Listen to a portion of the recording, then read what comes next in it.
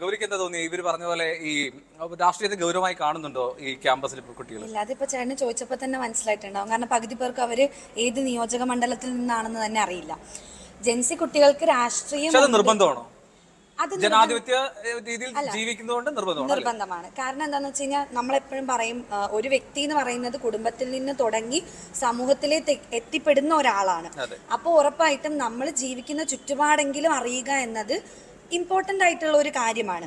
അല്ലാതെ നമ്മളിപ്പോൾ നമ്മുടെ ചുറ്റുപാട് തന്നെ അറിയാതെ നമ്മൾ അമേരിക്കയിൽ നടക്കുന്ന എന്ത്, അല്ലെങ്കിൽ എന്താണ് കാനഡയിൽ നടക്കുന്ന എന്ത് എന്ന് പറയുന്നതിൽ നമുക്ക് അവകാശമില്ല. നമ്മുടെ ചുറ്റുപാടും എന്തൊക്കെ വികസനങ്ങൾ വന്നിട്ടുണ്ടെന്ന് നോക്കുക, അല്ലെങ്കിൽ നമ്മുടെ ചുറ്റുപാട് എന്താണെന്ന് മനസ്സിലാക്കുക. അതറിഞ്ഞിരിക്കുന്നത് ഇമ്പോർട്ടൻ്റ് ആണെന്ന് എനിക്ക് തോന്നിയിട്ടുണ്ട്. അപ്പോൾ അത് നിയോജക മണ്ഡലം അറിയുന്നത് കൊണ്ടല്ല, ഇപ്പം ചോദിച്ചതുപോലെ തന്നെ നമ്മൾ അടുത്ത വട്ടം ഒരാൾക്ക് വോട്ട് ചെയ്യാൻ പോകുമ്പോൾ നമ്മുടെ നിയോജക മണ്ഡലത്തിൽ അദ്ദേഹം എന്തെങ്കിലും പ്രവർത്തനങ്ങൾ ചെയ്തിട്ടുണ്ടോ എന്ന് നമ്മൾ അറിയണ്ടേ. എന്നാലല്ലേ അദ്ദേഹത്തിന് വോട്ട് ചെയ്യണമെന്ന് രണ്ടാമതൊരു വട്ടം നിർണ്ണയിക്കാൻ നമുക്ക് പറ്റുള്ളൂ. അതല്ലാണ്ട് നിയോജക മണ്ഡലം തന്നെ അറിയില്ല, അപ്പോൾ അവിടെ വന്ന വികസന പ്രവർത്തനങ്ങൾ അറിയുന്നുണ്ടാവത്തില്ല, എന്തൊക്കെ വികസനങ്ങൾ വരാമായിരുന്നു, അതെന്തൊക്കെ വന്നിട്ടില്ല എന്നറിയില്ലല്ലോ.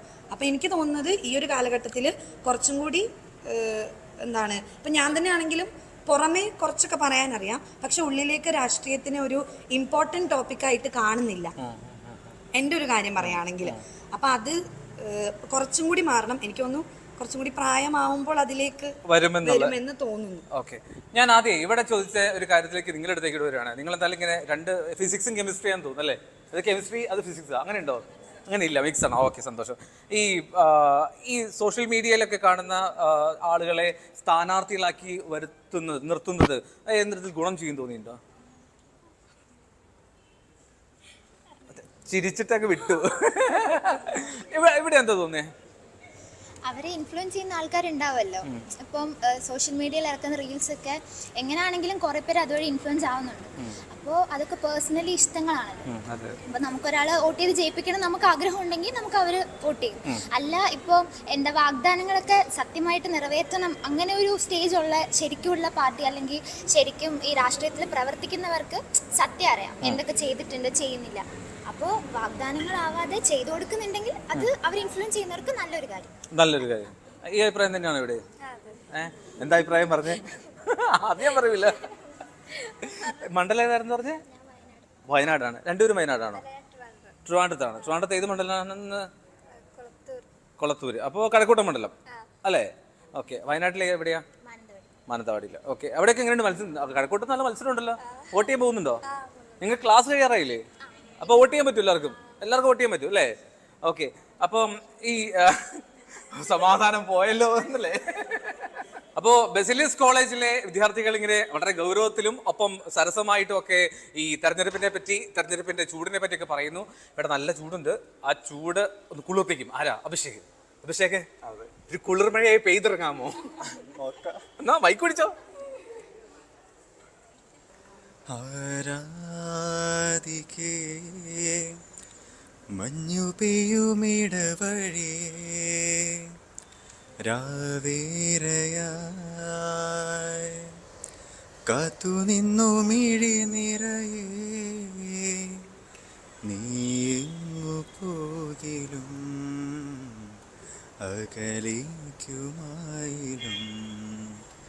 ഈ ആശകൾ തൻ മൺതോണിയുമായി തുഴഞ്ഞരികെ പോയിടാം.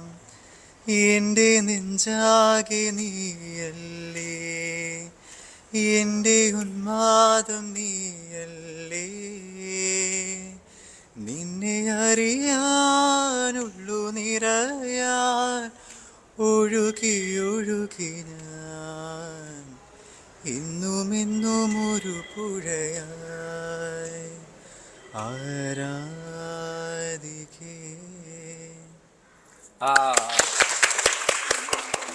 കുളിർമഴയിൽ പെയ്യാൻ പറഞ്ഞാ ഇതുപോലത്തെ ഒരു പാട്ട് സെലക്ട് ചെയ്തേ ആണല്ലേ?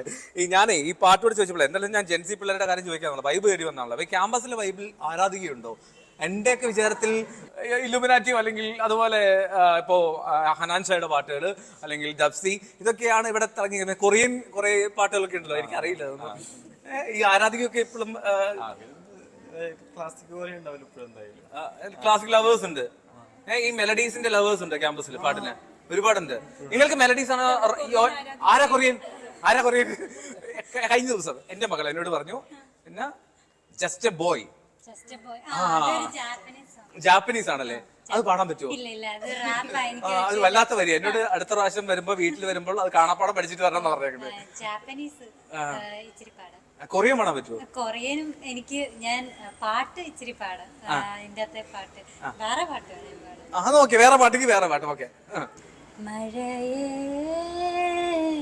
തൂമഴയേ വാനം തൂവുന്ന പൂങ്കുളിരേ വാനം തൂവുന്ന പൂങ്കുളിരേ കണ്ടുവോ എൻ്റെ കാതരേ നിറയേ കണ്ണീരയേ പെയ്തിറങ്ങുന്നോരോർമ്മയിലേ പെയ്തിറങ്ങുന്നോരോർമ്മയിലേ പീലി നീട്ടിയ കാതരിയേ. ഇപ്പോഴും എന്റെ സംശയം, നിങ്ങൾ എല്ലാം പാടുന്നത് ഇത്തരം പാട്ടുകളുടെ സെലക്ഷൻ എന്നുള്ളതാണ്. ഇത് എനിക്ക് മാറിപ്പോയ സ്ഥലം. ആ ടീച്ചർ വന്നു, ടീച്ചറിനെ കൂടെ പിടിക്കുന്നു. ചുമ്മാ ടീച്ചർ ആണോ? ഓ, ടീച്ചർ കെമിസ്ട്രി ടീച്ചർ ആയതുകൊണ്ട് കെമിസ്ട്രി. എന്റെ പിള്ളേരെ പാടിയെന്ന് പറയാൻ വന്നതാ ഓടി. അല്ല, ഈ ടീച്ചർ എങ്ങനെയാ ഇവിടുത്തെ ഒരു പിള്ളേരൊക്കെ എങ്ങനെയാ ഇലക്ഷനൊക്കെ വോട്ടൊക്കെ ചെയ്യുന്നുള്ള ഉറപ്പൊക്കെ ഉണ്ടോ? പിള്ളേരെങ്ങനെയാ, വൈബാണോ? ആണോ? ഓക്കെ. അപ്പൊ എന്താണെങ്കിലും പിന്നെ ബെസേലിയസ് കോളേജ്. കൂടുതൽ വാർത്തകൾക്ക് news 18 Keralam YouTube channel subscribe ചെയ്യുക.